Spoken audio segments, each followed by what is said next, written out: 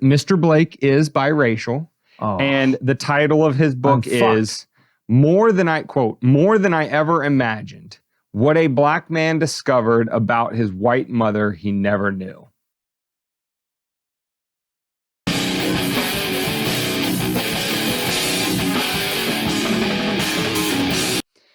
With that being said, today's meme section, we are talking about an article over at CNN. Is this labeled an opinion piece? Because God save them if they're like treating this as actual media or news that's worth consuming. Does it label it? Oh, no. It's called Analysis by a John Blake.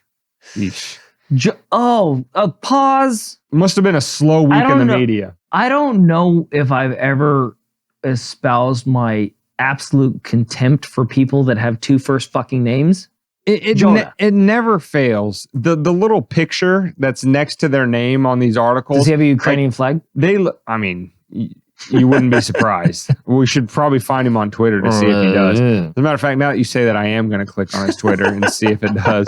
But like these people always look exactly like you would expect them to look. Like they are big city liberals that have never experienced anything in the world other than, their little echo chamber that just tells them how great their ideas all the time. And you know what you should do? You should definitely write that down in a mainstream media source so that millions of people can read it, because it's going to do nothing but good things for society. Side thought. Yeah. Do you think the reason they they white so much about I can't say right. No, exactly. Is that, do you think the reason that they write so much about white guilt is because they grew up in the midst of it and feel guilty about it themselves? A little Freudian slip, if I might say. Like, because it seems to be, for all of their, beating of the drum at CNN, it looks like I see a lot of white reporters, a lot of white broadcasters, a lot of white writers. And they're sitting over there, white people are bad. But well, listen, with Mr. Blake, you're only half right, because I did go to his Twitter. Oh no. He does not have a Ukraine flag, but he has wrote a book. And we're not going to dive any more into the psychoanalysis than the title of this book. But keep in mind what David just said. Pens and needles. Is Mr. Blake is biracial. And the title of his book is more than I ever imagined. What a black man discovered about his white mother he never knew. Not going to read that book, Mr. Blake. Don't really care. What I do care about is the fact that you are spending your time and effort writing articles like this at CNN last week. Quote, what's digital blackface and why is it wrong when white people use it? I'm just going to put two and two together and jump out on a limb and say that based on the title of your book, Jonathan, and this article from CNN that I actually did read, you probably are not too happy with half of yourself. So to David's point about white guilt, et cetera, this sort of that's even view of the world might have some impact on. I'd argue that's even grosser or whatever. It's even more disgusting is that he's turning on his own mother, unless she abandoned him. Which explains a lot of things. She could have been an Eminem type mother, we have no idea. Syndrome, we have no idea. Obviously haven't read the book. We just said that. Clearly. So, but if she did, and if you're using this kind of angle to move yourself down the media pipeline and advance yourself in your career, that is truly disgusting. But I can't wait to hear what you have to say about digital blackface. So I'm going to summarize the argument for you. It has been a couple days since I read the article, but I'm going to summarize it for you. And then David and I are going to give some thoughts before we move into the culture corner. So digital blackface is, in Mr. Blake's analysis, the 21st century version of the sort of minstrel shows. These were the late early 1900 shows where they would have white actors paint their faces black, and they would paint their faces in such a way as to caricature black features, and then the roles that they played in those shows would also caricature what the white actors or the producers of the show thought black people were like. Exactly. To either, for whatever reason, but always the implication is, if not intentional, it was definitely implied to be negative, derogatory, whatever. It was always supposed to insult rather than, do anything other than that. And, those historical facts notwithstanding, Jonathan Blake brings that whole milieu into the 21st century and says that if you, dear social media / internet user, use any sort of GIF, GIF, some people say GIF, but it's pronounced GIF. I don't know who those psychopaths are that say GIF. It is GIF. GIF is peanut butter and it's delicious. We're talking about Choosy GIFs. moms. Is that if you share GIFs of black people doing things, if you share any sort of media at all, and you happen to have the wrong colored skin, i.e. white, you are engaging in digital blackface. And his argument is because the GIFs or any sort of other media depicting black individuals is usually in them expressing themselves in a way that is, I guess, the way he phrases it is like emotion on 11. Is like, again, this is according to him in the article, is that these things are shared around social media because, the people depicted in the GIFs and stuff are like over the top with their emotions or the way they describe things or whatever. And so he says this places all of the emphasis on black individuals to be the sort of comedic entertainers that, white people share. And that's why they're not supposed to share it. And when they do, it's blackface and blah, blah, blah. That's the argument in a nutshell. Take it or leave it as far as the analysis goes. But David and I have some thoughts on how this sort of worldview and sort of painting a whole group of people as bad guys for sharing funny pictures and things like that is not probably doing a world of good for race relations. And I would think that someone like Jonathan Blake, or was it Jonathan? Yeah. John Blake is probably a fan of making race relations better. He sounds but like an NPC. He's not exactly an actor trying to do it. He sounds like an NPC. His name sounds like an NPC. I think that's what I really hate about two first names.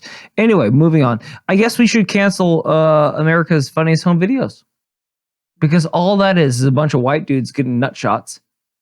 And that disparages the white community. Because that's them enacting themselves in a more excited, emotional phase. But hyperbole aside, what is he really doing with this article? Because I immediately am drawn, and I think it was the video that was attached to it is, what was her name? Ain't nobody got time for that.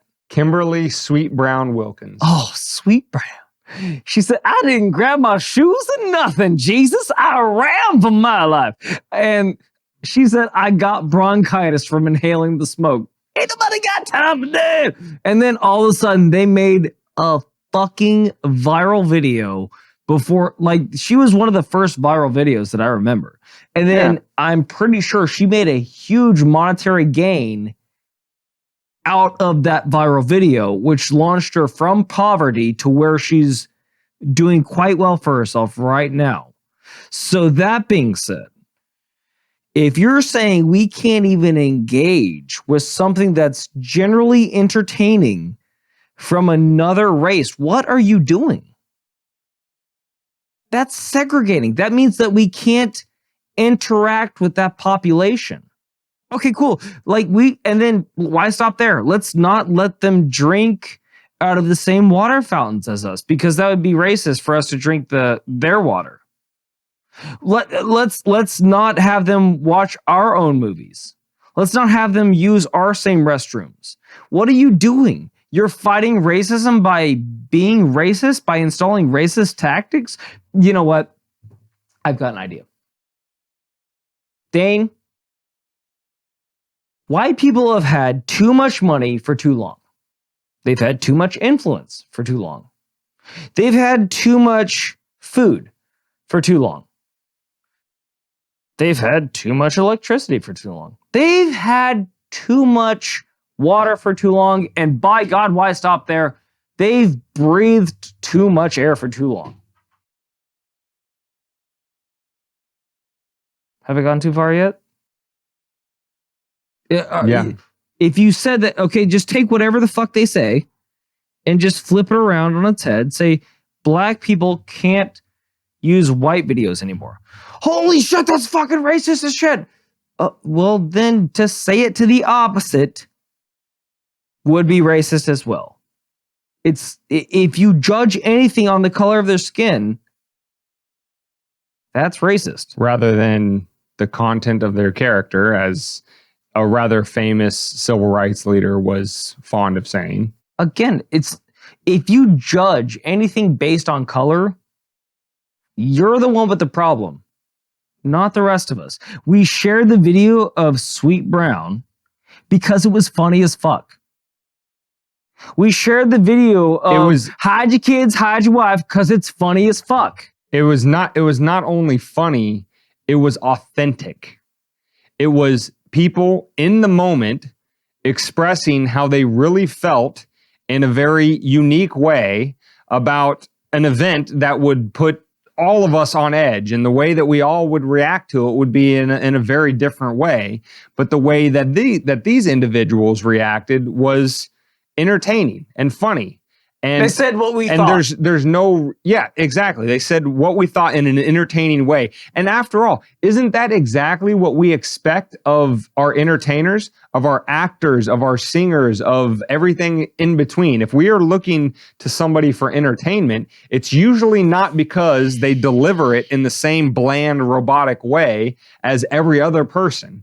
And whether that person happens to be white or black, David and I were just watching a video on TikTok, more on that in a moment, of Jim Carrey being interviewed about how he gets into his roles. And again, Jim Carrey is known for having these over the top sort of deliveries of lines and characters that he would do. And what was so interesting and what made Jim Carrey is that his deliveries were so unique that no other actor could do what he did in those scenes. And that's why everybody loved Jim Carrey. Now, should we say that only white people are allowed to love Jim Carrey or share Jim Carrey clips? Of course not. That's absurd. And if you want to say, Jim Carrey was an actor for a living. That's what he was paid to do. And Sweet Brown was just, an individual in an unfortunate situation when a fire, lit off in the place that she was living. She didn't ask to be an actor or whatever. Okay, fine. I hear that as far as it goes, but nobody was treating that clip and saying that she was a bad person or putting her down or anything. It was shared for its entertainment value. Did that clip hurt Miss Brown? I mean, or did it help her? You said that she made money off of it. I don't know if she did. I did look up. She does have an Instagram with 15.9 million followers, and it says 15.9 million. No, not million. Geez, thousand. Sorry, okay, 15.9 thousand, and it does say she has trademarked her name. It says Sweet Brown trademark, and then underneath of it, it says Global Rockstar Agency at gmail.com. So it seems like she's probably represented by an agency of some sort. So what I'm saying is she has more clout and ability to use her name, image, and likeness to generate revenue if that's what she wants to do than David or I do. So why can't we be entertained by a GIF or an interview that she gives? No one's judging her on it. And I think the real problem comes with the people that write these articles. It's not their intention to get to the root of evil.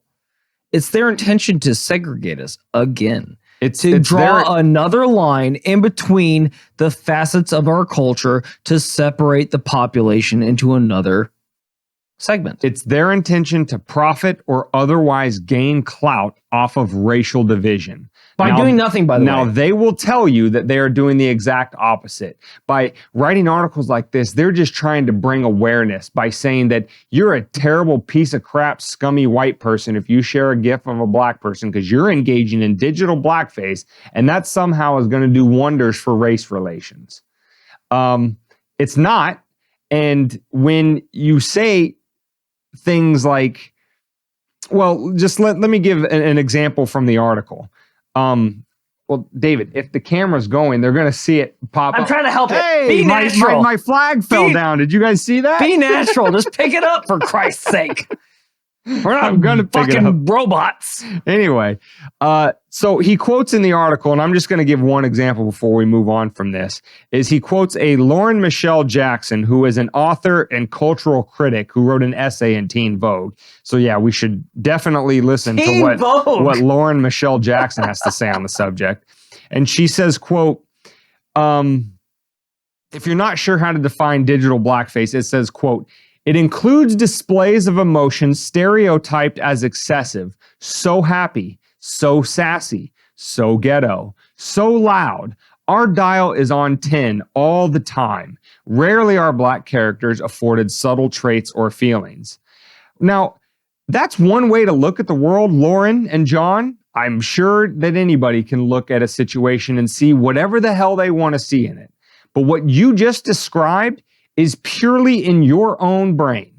I didn't look at Sweet Brown's clip and thought she is, what's that, quote, so happy, so sassy, so ghetto, so loud, or that her dial is on 10 all the time, or that she's not entitled to subtle traits or feelings just because she's black. Thought never crossed my mind. I was like, hey, funny clip. I got a laugh out of it. Maybe my friends will also get a laugh out of it. That's it. That was the end of the analysis in my brain.